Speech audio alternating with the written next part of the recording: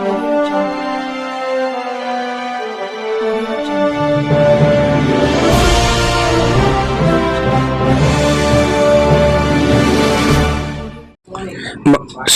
Academy ও মাটির গান গ্রামালোক মঞ্চে দক্ষিণ 24 পরগনা মাতুর গ্রাম পঞ্চায়েতের মানখণ্ডে বকুল পিকনিক গার্ডেনে 11ই ফেব্রুয়ারি রবিবার বিশিষ্ট গুণীজনদের উপস্থিতিতে এক বর্ণাঢ্য মেলবন্ধন দেখা গেল। সাহিত্য সংস্কৃতি সমাজের অবক্ষয় থেকে কিভাবে মুক্ত করে তা এই অনুষ্ঠান দেখলে বোঝা যায়।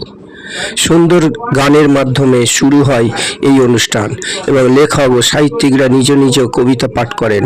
নিজ নিজ লেখা এবং সাহিত্যের নতুন ধারা কিভাবে সমাজে বিচরণ করছে সেগুলো ব্যাখ্যা করেন। এমনকি উপস্থিত ছিলেন প্রাবন্ধিক অলোক মণ্ডল, কবি প্রেমানন্দ হালদার, কবি শ্রীকান্ত মারিক, আগামী সাহিত্য পত্রিকার সম্পাদক নিশিকান্ত সামন্ত, কবি ভীম ঘোষ সহ বিশিষ্ট গুণীজনেরা।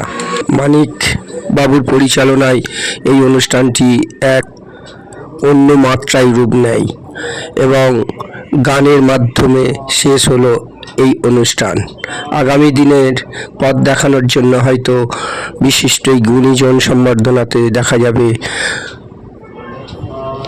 আরও নতুন নতুন উপস্থাপনা। সাহিত্য একাডেমি সম্বর্ধনা পেলেন বেশ কিছু গুণীজনেরা। এবং আমার সাথে এই মুহূর্তে আমাদের জেলার অন্যতম একজন সাংস্কৃতিক কর্মী, প্রচারক তথা প্রসারক শ্রদ্ধেয় শঙ্কর বিশ্বাস মহাশয়। শঙ্করবাবু, আপনাকে স্টার প্রোডাকশনে স্বাগত। ধন্যবাদ। আজ 11ই ফেব্রুয়ারি 2024 এবং এই মুহূর্তে আমরা ডায়মন্ড হারবার বকুল পিকনিক গার্ডেনে সাহিত্য একাডেমি আয়োজিত একটি বিশেষ সাহিত্য এবং সেই সাথে সাংস্কৃতিক সভায় এখানে এসে আপনার কেমন লাগছে? ভালো, এক কথায় বললে ভালো লাগছে, ভীষণ ভালো লাগছে। আসল কথা, এই ধরনের সাহিত্য সম্মেলন বা কবিতা পাঠের আসর গেছি এর আগেও, কিন্তু এর মধ্যে একটু অভিনবত্ব দেখছি। অভিনবত্ব এই কারণে যে কোথায় যেন একটা মাটির গন্ধ সত্যি সত্যি পাচ্ছি। প্রসঙ্গত উল্লেখ্য যে আজকে সাহিত্য একাডেমির পাশাপাশি মাটির গান, আমাদের জেলার অন্যতম বৃন্দ গানের দল, তাদের যৌথ উদ্যোগে আজকের এই অনুষ্ঠান এবং এই অনুষ্ঠানে শঙ্করবাবুর উদ্যোগে আমরা এই জেলার অন্যতম সফল বৃন্দগানের দল, যারা একটু মূলত থিম বেসড অনুষ্ঠান করে থাকেন, আমরা বিভিন্ন মঞ্চে দেখতে পাই এবং সমাজ সচেতনতার বার্তা প্রায় তাদের অনুষ্ঠানের প্রতিটা ছত্রে ছত্রে আমরা দেখতে পাই। আমাদের জেলার বিশিষ্ট তবলিয়া শ্রদ্ধেয় কৌশিক ব্যানার্জি। কৌশিকবাবু, আপনাকে স্বাগত স্টার প্রোডাকশনে। হ্যাঁ, আমিও এরকম একটা অনুষ্ঠানে আসতে পেরে খুব ভালো লাগছে। আর কি বলি বলো, তোমাকে তো অনেক ছোটো থেকেই দেখছি বা তোমার সাথে কাজও অনেক করেছি, কিন্তু অ্যাকচুয়ালি ভাবিনি যে এই ধরনের একটা অনুষ্ঠানের মধ্যে তুমি যুক্ত থাকবে বা তুমি আমাদের বলবে আর কি। আমি খুব অভিভূত, পরিষ্কার কথা, বেশি কথা বলতে পারছি না। আমার পাশে আছেন এই মুহূর্তে একেবারেই তরুণ প্রতিভা, চলচ্চিত্র তথা সাংস্কৃতিক জগৎ দুই পরিমণ্ডলেই অনায়াস বিচরণ, কৌস্তব ব্যানার্জি। কৌস্তব, তোমাকেও স্বাগত স্টার প্রোডাকশনে। ধন্যবাদ। প্রথমেই বলি, মাটির গানের এই অভিনব যে প্রচেষ্টা, সেটা সত্যি অনস্বীকার্য। এরকম অনুষ্ঠান সত্যি খুবই বিরল আজকালকার দিনে। তো অনুষ্ঠানের যে সুন্দর এত পরিবেশ পরিস্থিতি এবং যা যা পরিবেশনা হলো সেগুলো সত্যিই দুর্দান্ত ছিল।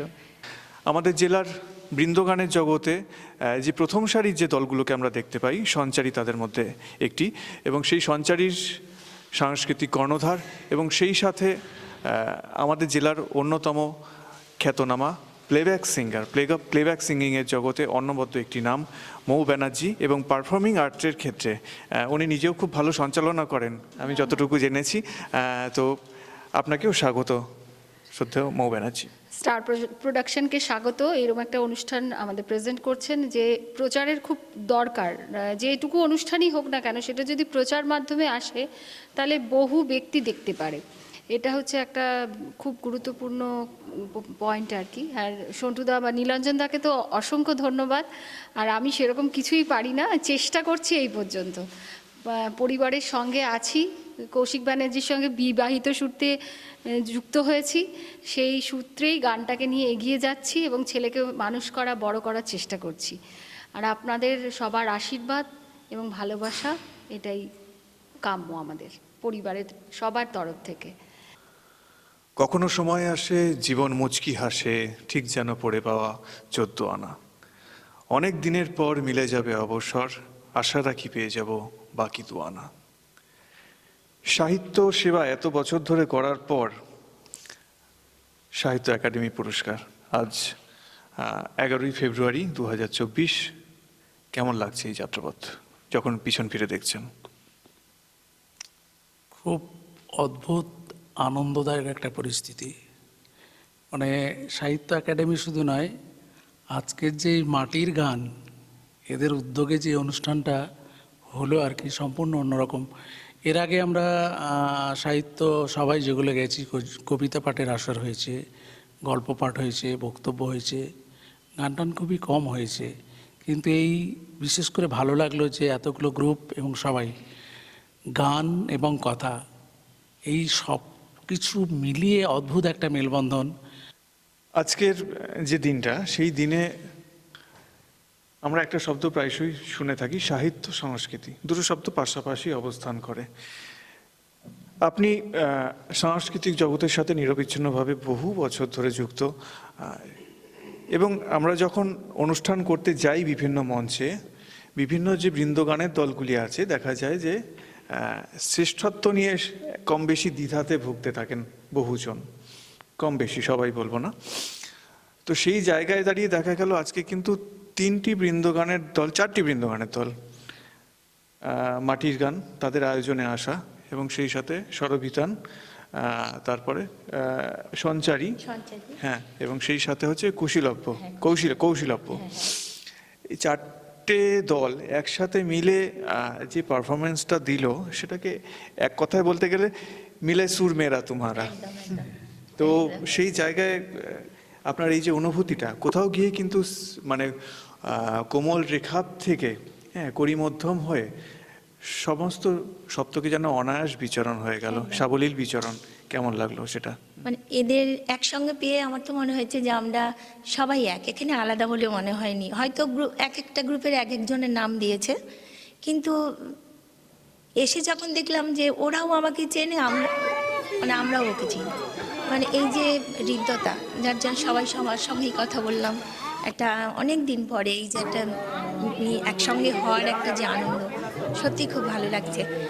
আর আরেকটা জিনিস ভালো লাগছে, যেটা মানে এটা হয়তো কার হাত ধরে কোথায় আসবো আমরা তো জানি না, হয়তো আজকে সত্য আমার হাত ধরেই আমরা এখানে এসে আমার একটা ভালো লাগছে যে আমরা তো দাদা ভাইয়ের গানগুলো, সুর করা গানগুলো গেয়েছি, অনেক দিন পরে গাইলাম এইভাবে।